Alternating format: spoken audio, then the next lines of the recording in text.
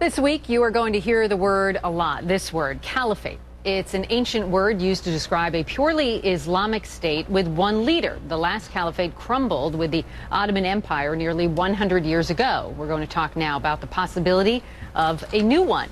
Today, the group of Sunni Muslim extremists that has taken over large parts of Iraq and Syria announced that the land they control is now a caliphate. They declared statehood, they named an emir, and they're demanding other groups swear allegiance to them.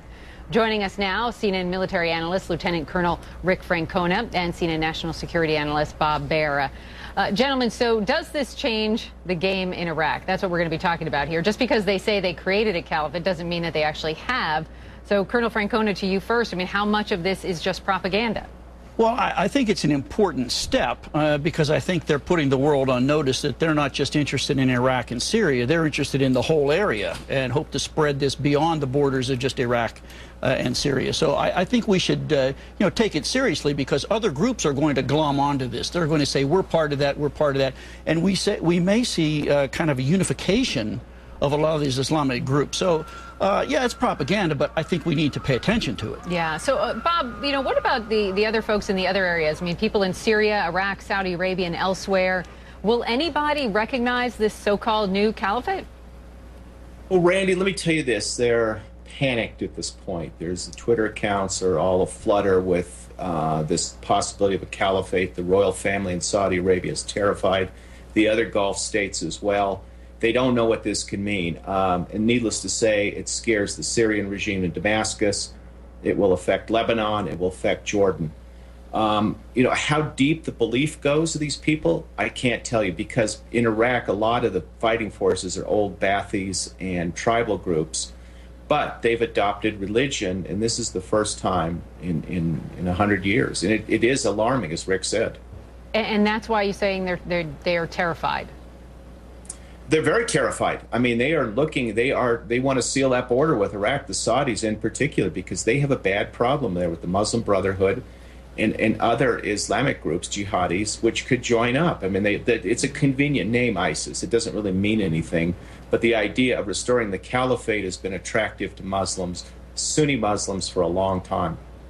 And so, Colonel, what will it mean? Or you wanted to weigh in on that first? Well, I was just going to say, and as he said, this is the rallying flag that these other groups are going to come to, so now instead of having these disparate groups, you're going to have everybody going for this because this is the goal they've always had. If you read any of the literature of the Islamists, it's always about setting up the caliphate, reestablishing the caliphate, the Islamic State. So I think this is pretty dangerous. What does it mean, though, Colonel, for the world powers that are trying to end this conflict now that they're saying that they've established this? Well, and I think Bob brings up a real good point. It's the regional powers that are going to be very affected first. The royal families in Saudi Arabia, the government of Kuwait, Bahrain, all of these states are very concerned about the uprising of the people because the Islamism has a real draw to these people, and it sounds good. Now, the problem will be once you set up a caliphate, like in what we're seeing in Iraq and Syria, they can set up an Islamic State, but can they govern it? And that's where it always falls down. Yeah. So we'll see if these people want to live under that draconian Islamist Sharia law. Right. And Bob, I mean, might this move by ISIS bring al-Qaeda into the fight? I mean, uniting them with the world powers against ISIS?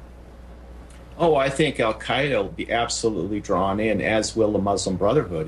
Everybody was going to be touched by this. And we also have to recall that they look at Shia Muslims as heretics.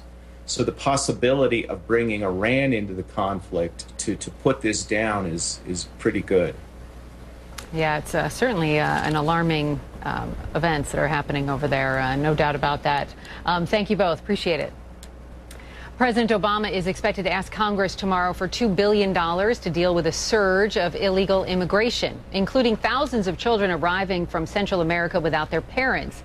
But will Congress go along with the request for the emergency funding? A White House official says the money will help obtain more beds, food, and sanitation facilities for the immigrants while they are processed. The U.S. Border Patrol has detained more than 50,000 unaccompanied children so far this year, a big jump over the year before. And be sure to tune in to CNN tonight to watch the film Documented. That's tonight on CNN at 9 Eastern Time.